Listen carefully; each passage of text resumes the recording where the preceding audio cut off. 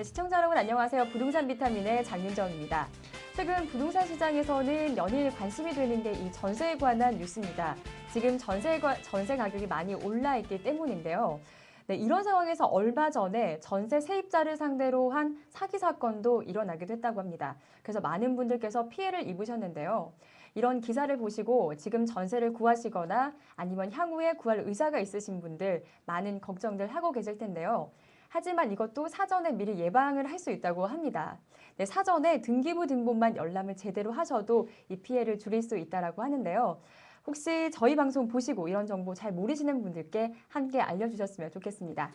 네, 오늘 부동산 비타민 수요일 부동산 주요 뉴스부터 시작하겠습니다.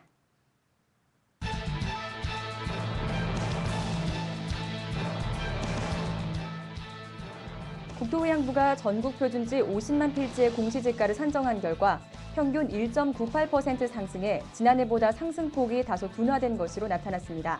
수도권보다는 개발 사업이 집중된 지방의 상승폭이 컸습니다.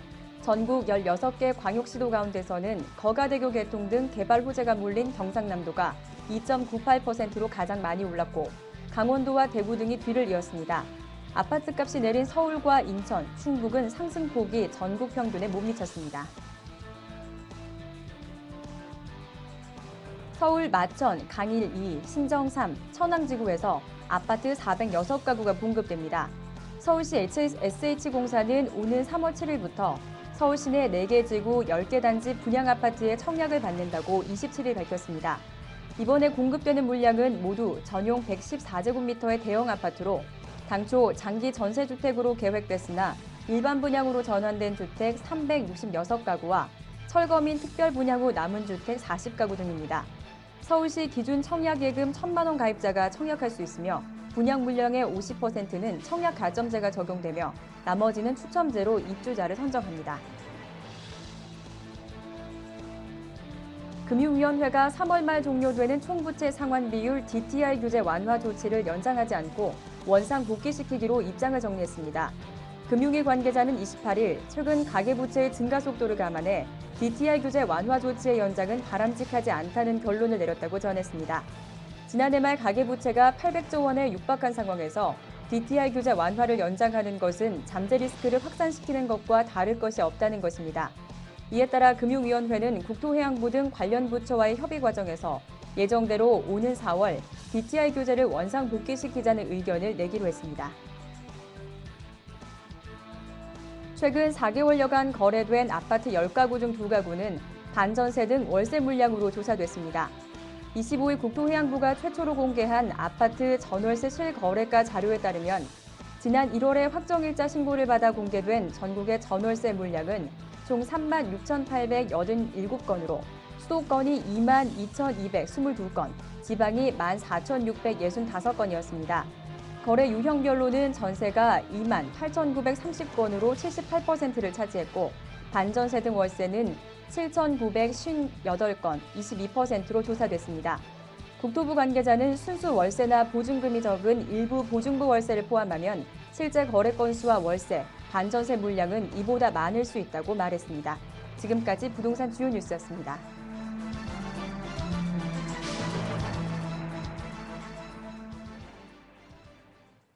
네, 지금까지 지난주 부동산 주요 뉴스를 살펴봤습니다. 네, 계속해서 지난주 시장에 있었던 부동산 시장의 동향과 이슈에 관해서 좀 더 자세하게 이야기를 나눠보겠습니다. 부동산 일리스타 김희연 이사님 모십니다. 이사님 안녕하십니까? 네, 안녕하세요. 네, 첫 번째 뉴스도 좀 관심을 가져볼 만한 그런 뉴스인 것 같습니다. 국토부에서 표준지 공시지가를 발표를 했네요. 네, 표준지 공시지가라고 하면 이제 보통 분들이 뭔가 잘 싶으실 것 같은데요. 표준지 공시지가라고 하면 매년 전국에서 50만 필지를 선정을 해서 적정 가격을 발표하게 되고요. 표준지 공시지가를 기준으로 해서 전국의 개별 공시지가의 산정, 또 보상에 대한 기준이 되기도 하고요. 네. 또 양도세나 보유세 같은 세금이나 각종 부담금의 그 부과 기준으로 활용이 됩니다. 표준지 공시지가 굉장히 중요한데요.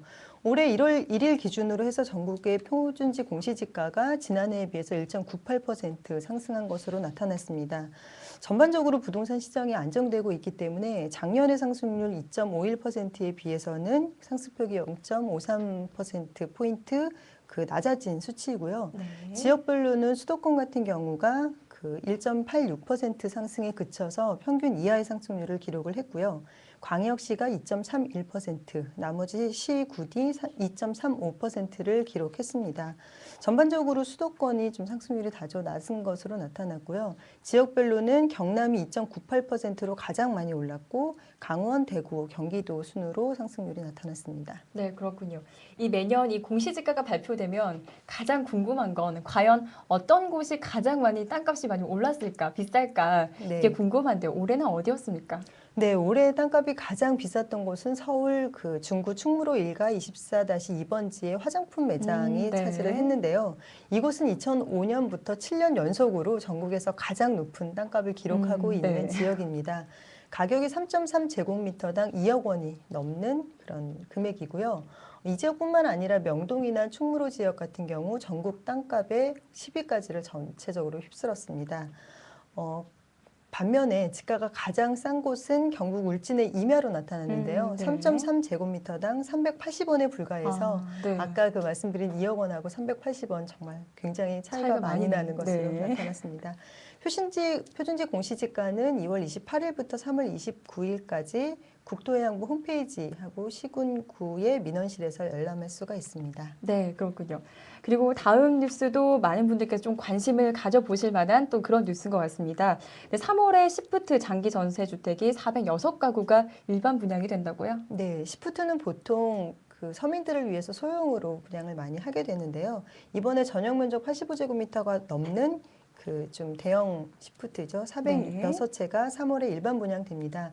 지역은 송파 마천지구, 강동구의 강일 2지구, 또 양천구의 신장 3지구, 구로 청왕지구 총 4곳에 분포되어 있고요. 네. 공급 물량은 시프트로 분양됐다가 수요자가 없어서 분양으로 전환된 366채하고 철거 및 특별 분양 후에 남는 40채를 포함해서 406채가 분양이 되는 거고요. 모두 전용 면적 114제곱미터의 중대형이고요. 분양가로 보면 마천지구가 5억 2천에서 5억 9천만 원 선을 기록하고 있고요. 강일지구가 5억 6천에서 5억 8천만 원 선, 그다음에 양천구의 신정 3지구가 4억 3천에서 4억 8천, 또 천왕지구가 4억 3천에서 4억 7천만 원 선입니다. 뭐 다 택지지구로 개발되는 지역이고요. 네. 또 마천이나 강일 같은 경우는 강남권이기 때문에 뭐 관심을 가져보실 만한 것 같습니다. 분양을 받으시려고 하면 청약 예금 가입자여야 하고요. 공급 물량의 50%는 청약 가점제, 나머지 50%는 추첨제로 입주자를 선정하게 됩니다. 네.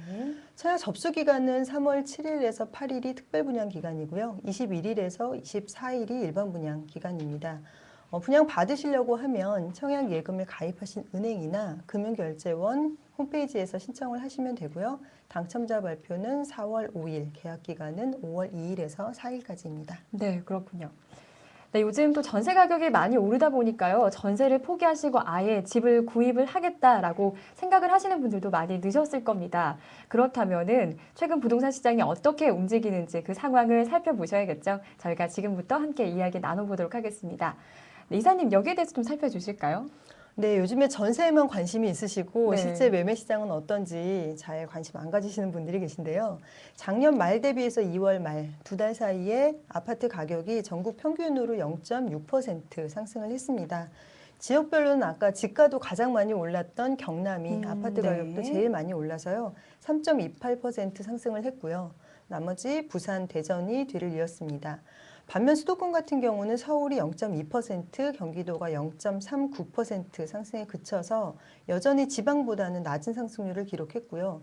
특히 인천 같은 경우는 0.05% 아파트 가격이 하락해서 전국에서 유일하게 아파트 가격이 하락한 것으로 나타났습니다. 네. 그리고 표를 보니까 일단 수도권보다는 지방이 좀 더 여전히 강세를 보이고 있는 것 같은데 네. 이렇게 강세를 보이고 있는 이유는 어디에서 찾을 수 있을까요? 예, 지방 같은 경우는 뭐 기본적으로 투자 수요가 많은 지역은 아니기 때문에 네. 전반적으로 가격이 오르려고 하면 뭐 교통 여건이 뭐 개선된다든지 또는 인구가 이렇게 증가할 만한 호재들이 있거나 할 경우에 아파트 가격이 상승을 하는데요. 올해 가격이 가장 많이 오른 경남이나 부산 같은 경우도 이 두 가지 네. 이유에 해당된다고 볼 수 있을 것 같습니다. 경남 같은 경우는 아파트 가격이 가장 많이 오른 지역이 김해시, 함안군, 창원시, 양산시, 거제시 순인데요. 특히 김해시 같은 경우는 전국 지자체 중에서 15번째로 인구 50만의 대도시 반열에 오른 지역입니다. 최근에 장유 신도시에 12만 명이 대거 입주를 했는데요. 네. 장유 신도시 같은 경우에는 경남 창원공단하고 또 부산의 녹산공단의 그 배후 주거 지역으로 해서 분양할 때부터 관심이 많았던 지역입니다. 또 창원 일대 기업 같은 경우 계속 증가를 하고 있어서 2002년에는 4천여 개 정도 기업이 있었다고 하는데 현재는 6천 개 정도로 급증을 하고 있으면서 경남 지역에 인구가 많이 몰리는 주요 원인으로 작용을 하고 있고요. 특히 창원시나 김해시 같은 경우에 수요가 많이 증가를 하고 있습니다.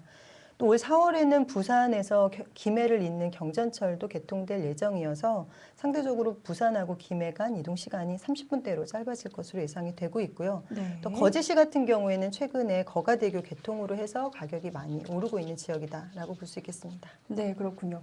여기서 좀 한 가지 살펴볼 내용은요. 이 수도권은 지금 전세 가격은 계속 오르고 있는 그런 상황인데 반면에 좀 아파트 가격은 좀 많이 안 오르고 있는 그런 상황인 것 같은데요. 그 이유는 어디에 있을까요? 네, 아무래도 뭐 수도권 같은 경우에 지금 대형 아파트는 특히 수요도 없고 가격도 약세를 보이다 보니 기본적으로 또 그러다 보니 더 수요가 떨어지는 네. 경향들을 보이고 있고요. 수도권 가격도 소형 아파트는 오히려 강세를 보이고 있습니다. 66제곱미터 이하의 소형 아파트 같은 경우에는 올해 2달간 서울이 0.97% 상승을 했고요. 경기도가 0.6% 상승을 했습니다. 그래프에서 보시는 것처럼 99제곱미터 이하도 비교적 높은 상승률을 기록했는데요. 면적이 커질수록 상승률이 낮아지는 걸 보실 수 있겠고요. 지역은 서울 같은 경우에 송파구, 은평, 강도, 서초구 등이 가격이 많이 올랐습니다. 이 지역의 특징이라고 보면 최근 2, 3년 사이에 그 아파트 입주가 많았던 지역입니다. 특히 뭐 강남권 같은 경우 2008, 9년에 입주가 많아서 재건축으로 인한 입주가 많았고요. 은평도 네. 은평 뉴타운 입주 때문에 상대적으로 입주가 많고 전세 가격이 폭등했던 지역인데요. 아무래도 이들 지역에 상대적으로 좀 가격이 저렴한 아파트들은 신규 수요들이 있다라고 볼 수 있을 것 같고요. 경기도 같은 경우는 화성, 수원, 평택, 용인, 안양, 성남 같은 지역들이 올랐는데요. 화성, 수원, 평택 같은 경우에는 삼성 IT벨트 주축으로 기대되는 지역입니다. 작년 말에 삼성전자가 평택시 고덕 국제 신도시의 수원 공장의 2배 정도 달하는 대규모 산업단지를 조성을 했고요. 삼성은 네. 경기도 수원, 용인, 기흥, 화성, 동탄, 평택, 고덕, 아산, 탕정으로 이어지는 삼성 IT벨트를 지금 조성한다는 계획을 밝히고 있기 때문에 이들 지역의 부동산 시장이 굉장히 좀 상대적으로 호황을 누리고 있고요. 아파트 가격도 오름세를 보이고 있습니다. 네, 말씀을 해주셨던 것처럼 뭐 아파트 시장은 침체라고는 하지만 뭐 개발 요건, 뭐 신규 뭐 그 수요가 좀 많이 늘어나면은 가격도 같이 오르고 있는 그런 모습을 볼 수가 있네요. 네. 그럼 궁금한 건 일단은 인천도 보면은 뭐 여러 가지 개발 호재가 되게 많았던 것 같은데 가격이 유일하게 수도권에서 떨어졌습니다. 네. 그 이유는 어디에 있을까요? 예, 수도권은 말씀하신 것처럼 2000년대 중반에 경제 자유구역의 개발이나 또 각종 교통여건 호재 때문에 가격이 많이 올랐던 지역인데요. 반면에 그랬기 때문에 또 공급도 굉장히 많았습니다. 2007년 같은 경우에는 인천에만 3만 호 이상의 아파트가 공급될 정도로 굉장히 공급이 많았고요. 또 부동산 시장 호황이랑 맞물려서 가격도 많이 올랐던 지역입니다. 2006년에는 평균 20% 이상 올랐고요. 2007, 8년에도 연간 10% 이상 상승을 했던 지역입니다. 워낙 가격이 많이 급등했고요. 그러다 보니 입주 물량, 공급이 많아지면서 입주 물량이 많아서 2009년 이후에는 아파트 가격이 하락하는 경향들을 보이고 있고요. 올해 같은 경우에도 19,553가구가 입주할 예정이어서 약 2만 호가 입주 대기 중입니다. 전반적으로 이렇게 입주 물량이 많기 때문에 올해도 인천시장은 아파트 가격이 좀 하락하지 않을까. 특히 대형 아파트 공급 물량이 많았기 때문에 대형 아파트는 침체를 보일 것으로 예상이 됩니다.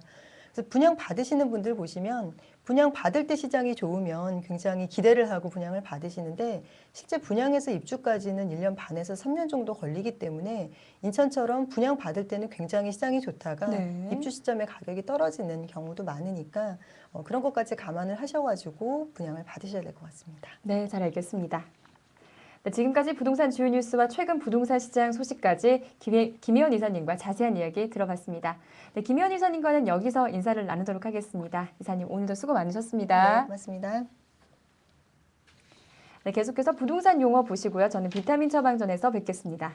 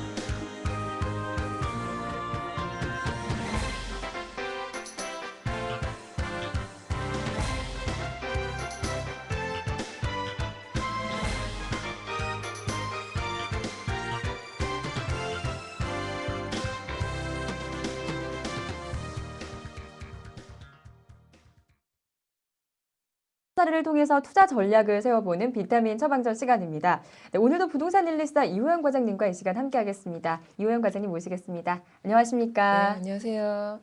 네, 먼저 또 사연 화면으로 만나보고 잠시 후에 또 이야기 나눠보도록 하겠습니다. 네.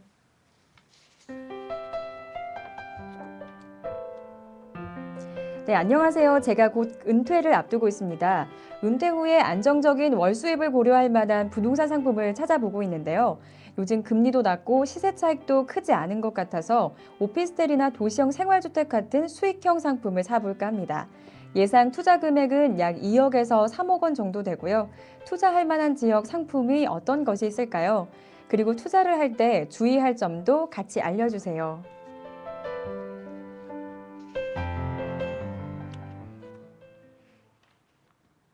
네, 오늘 상담을 주신 분처럼 최근에는 이렇게 임대수익 상품에 관심들을 많이 갖고 계시는 것 같습니다. 저희가 또 지난 시간에도 이 내용 김혜연 이사님과도 잠시 알아봤던 게 기억이 나는데요. 이 대표적인 임대형 수익 상품이라고 한다면은 오피스텔을 들 수 있을 겁니다. 먼저 오피스텔 시장 최근 분위기부터 함께 이야기 들어보도록 하겠습니다. 네, 과장님 여기에 대해서 말씀 좀 해주실까요? 네. 오피스텔 같은 경우는 말씀하신 대로 대표적인 임대 수익형 상품입니다. 게다가 이제 최근에는 아파트 전월세 물건도 부족하고 가격이 많이 오르다 보니까 이런 현상이 오피스텔까지 좀 파급이 되는 현상을 좀 나타냈는데요. 오피스텔도 이렇게 전월세 시장이 좀 강세를 보였던 것으로 나타나고 있습니다. 그래서 가장 최근 통계인 1월 통계를 살펴보게 되면 오피스텔이 전국 기준으로 한 달간 0.57% 정도 오른 것으로 나타났습니다. 이렇게 전세 가격이 좀 오름세를 보였었고요. 네. 매매 같은 경우는 실제 투자 수요뿐만 아니라 이렇게 전월세 가격이 오르다 보니까 실수요 중심으로도 오름세를 같이 보였다고 볼 수 있습니다. 특히 이런 움직임이 중소형 중심으로 그런 움직임이 더 컸다고 볼 수 있는데요. 그리고 지역적인 특징으로 봤을 때는 작년 말까지만 해도 이제 매매 가격이 저렴한 비강남권이라든지 수도권 중심으로 매매 오피스텔이 좀 강세를 보였다고 한다면 올해 들어서는 매매 가격 초기 비용이 좀 비싸더라도 강남권역이라든지 도심권역의 오피스텔도 조금씩 오름세를 나타내고 있습니다.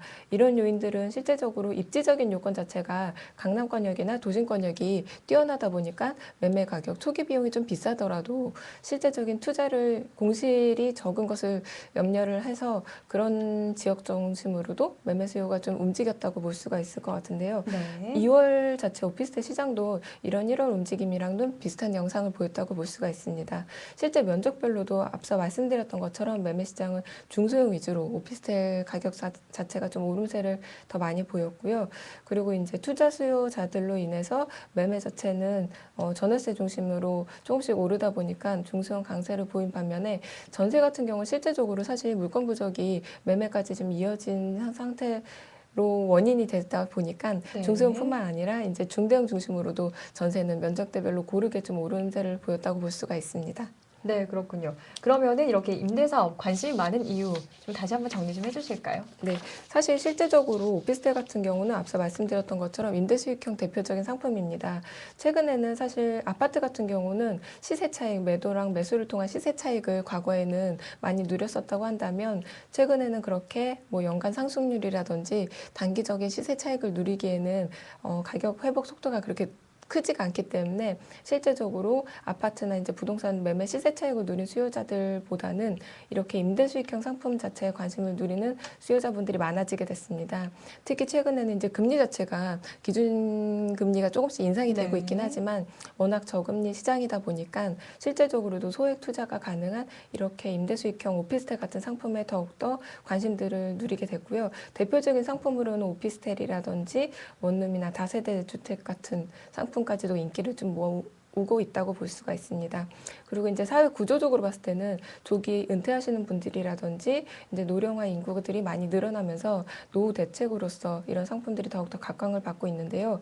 실제 이제 베이비 부머 자체도 이제 본격적인 은퇴를 좀 앞두고 있다 보니까 이런 수요층들은 조금씩 더 증가할 것으로 예상을 하고 있습니다. 네. 이렇다 보니까 이제 도심권의 역세권 소형 아파트라든지 오피스텔 등이 계속 꾸준하게 관심을 모을 것으로 나타나고 있고요. 이런 현상의 결과로서도 최근에 분양한 오피스텔 같은 경우 모델하우스들, 중소형 중심의 모델하우스들이 높은 청약 경쟁률을 보인다든지 많은 수요자들이 모여서 그런 인기를 같이 또 실감을 할 수가 실감을 할 수가 있을 것 같습니다. 네, 그렇군요.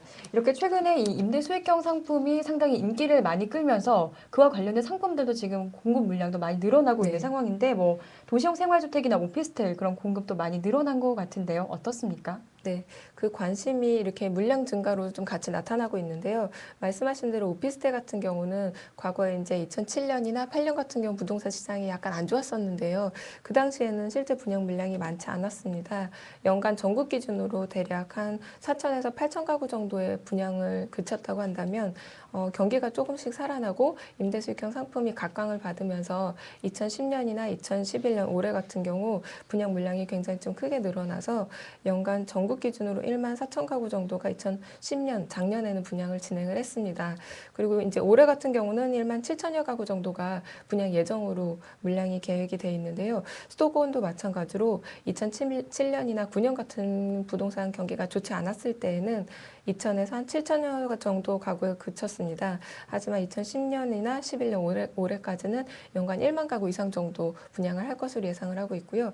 오피스텔뿐만 아니라 이제 새롭게 부상되고 있는 도시형 생활주택 같은 경우에는 2010년 이제 작년 연초에는 인허가 물량이 그렇게 많지 않았습니다만 하반기에 점차 접어들면서 10월 같은 경우에는 3천 가구 넘게 인허가 물량이 나오게 되면서 실제적으로 앞으로 공급이 계속적으로 늘 것으로 예상을 하고 있습니다. 그래서 2010년 10월까지 2010년 한 해 동안의 누적 물량을 살펴보게 되면 원룸형 주택이 도시형 생활주택 유형 중에서 90% 이상으로 가장 좀 많이 차지를 했었고요. 네. 그 이후로 뭐 단지형 다세대 주택이라든지 기타 유형 상품들이 인허가 물량이 좀 많았습니다. 그리고 지역별로 살펴봤을 때에는 서울이 33%, 뭐 부산이 16% 정도 순으로 서울이나 부산, 대전, 경기권역, 이제 도심권역이라든지 광역시 중심으로 대도심 중심으로 도시형 생활주택의 인허가 물량이 많았던 것으로 나타나고 있습니다. 네. 일단 이 임대 수익 상품에 투자를 한다면은 그래도 관심이 되는 게 이게 아무래도 수익률일 것 네. 같습니다. 그러면 뭐 오피스텔이나 도시형 생활주택 수익률 측면에서 봤을 때는 좀 투자할 만한가요? 어떤가요? 네, 실제 이제 무작정 투자하시기보다는 말씀하신 대로 수익률을 좀 중시해서 보셔야 되겠는데요. 오피스텔 같은 경우는 1월 통계 기준으로 전국 6.26% 임대 수익률을 나타냈습니다. 이제 지역별로 살펴보게 되면 서울 같은 경우는 5.77%, 경기가 6.33% 정도 수준을 나타냈고요. 네. 통상 현재 예금금리가 은행 예금금리가 대략 3에서 5% 정도인 것을 감안하면 실제적인 오피스텔 임대 수익률은 어느 정도 좀 더 높다고 볼 수가 있습니다.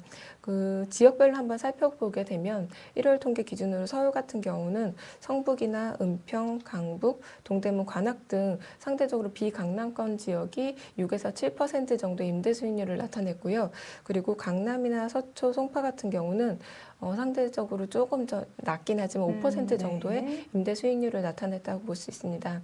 이런 지역 같은 경우는 상대적으로 이제 매매 초기 금액, 매매 비용이 비싸다 보니까 임대 수익률이 조금 낮게 형성이 된 것으로 볼 수가 있는데요. 지금 오피스텔 같은 경우는 이렇게 지역별로 차등이 좀 있지만 한 6에서 7% 정도 임대 수익률을 나타냈다고 한다면 도시형 생활주택 같은 경우 사실 입주한 단지가 그렇게 많지는 않습니다. 공급을 최근에 좀 많이 하고 있지만 물량이 많지 않다 보니까 실제적인 임대 수익을 좀 알아볼 수 있는 단지가 그렇게 많지 않은데요. 네. 그래서 이제 개별적인 분양 가격 수준을 한번 비교를 해보게 되면 주변에 입지가 비슷한 오피스텔이나 도시형 생활주택이 비슷한 시점에 분양했던 것을 개별적으로 살펴보시면 2011년 1월에 가장 최근에 좀 분양했던 동대문구 답심리동에서 분양했던 청계지웰 에스테이트라는 도시형 생활주택이 있습니다. 이 단지 같은 경우는 이제 분양 전용 기준으로 분양가가 한 651만 원에서 730만 원 정도 수준이었다고 한다면 오피스텔 같은 경우는 476에서 526만 원 정도 수준으로 실제 도시형 생활주택 분양가가 오피스텔보다도 상대적으로 더 비쌌다고 볼 수 있습니다. 네. 그리고 이제 2010년 작년 12월에 분양했던 구로구 구로동에 있는 도시형 생활주택 같은 경우도 같은 입지 조건에 차지한 오피스텔보다도 분양가가 조금 더 비쌌는데요. 도시형 생활주택이 691에서 725만 원 정도 수준으로 분양을 했다고 한다면 오피스텔 같은 경우는 566에서 630만 원 정도로 분양가가 형성이 돼서 이렇게 가격 수준이 초기에 분양 가격 자체가 조금 더 도시형 생활주택이 비쌌다고 볼 수가 있습니다. 이렇다 보니까 실제적으로 이제 임대수익형 상품을 고르실 때 비슷한 입지라고 한다면 가격 자체가 초기 비용이 조금 더 저렴한 도시형 생활주택이 저렴할지 오피스텔이 저렴할지 이렇게 상품적인 특징이라든지 비용 가격을 좀 더 꼼꼼하게 살펴보신 다음에 투자 매입 여부를 결정을 하시는 것이 무엇보다 중요할 것 같습니다. 네. 그리고 지금 상담을 신청하신 분께서는 예상 금액을 한 2억에서 한 3억 정도로 잡고 계신데 그러면은 뭐 향후 수익률을 봤을 때 좀 투자를 할 만한 곳 어떤 곳이 있을까요? 네, 앞서서 말씀드렸던 것처럼 도시형 생활주택보다는 오피스텔이 약간 더 저렴할 것으로 예상을 하고 있기 때문에 지금 상담 신청 주신 분처럼 2억에서 3억 원 정도로 그럼 접근할 수 있는 오피스텔을 한번 좀 살펴봤습니다. 네. 실질적으로 이제 임대 수익률만 보게 되면 앞서 소개해드렸던 것처럼 비강남권역이 더 높을 수는 있습니다. 하지만 공실이나 그런 것들을 같이 고려를 했을 때에는 실제적으로 이제 강남권이라든지 도심권역으로 매입이 가능한 오피스텔을 접근하시는 것이 좋으실 것 같습니다. 그래서 실제 강남 같은 경우는 테헤란로 주변인 역삼이나 삼성 대치동 주변에서 물건을 찾아보시면 좋으실 것 같고요.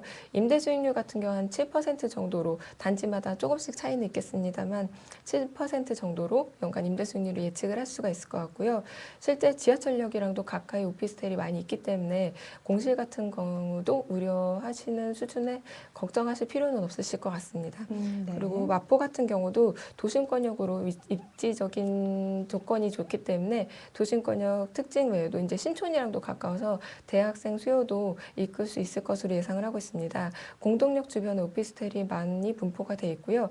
그리고 종로 같은 경우는 구도심이긴 하지만 광화문이나 종각 주변에 사무실들이 많기 때문에 전월세 수요가 꾸준하게 형성이 된다고 볼 수 있습니다. 이 지역 같은 경우는 매매 가격이 2억 4천에서 한 3억 미만 정도로 오피스텔 매입이 가능하고요. 실제적으로 연간 임대 수익률은 한 6% 정도로 형성이 돼 있다고 볼 수가 있습니다. 네, 그렇군요. 그러면은 이 임대 수익 상품에 투자를 한다고 한다면은 좀 어떤 상황들을 좀 사전에 미리 살펴보시는 게 좋을까요? 네. 짧게 좀 말씀드릴게요. 네. 앞서 소개해드렸던 것처럼 임대 수익률이라든지 공실이라든지 여러 가지가 좀 있을 것 같은데요. 우선 몇 가지 좀 주의 깊게 보셔야 될 것이 이제 매입을 고려하시기 전에 실제적인 일반적인 그 주변의 오피스텔이라든지 도시형 생활주택 시장 상황을 염두를 하셔야 되는 게 가장 중요할 것 같습니다.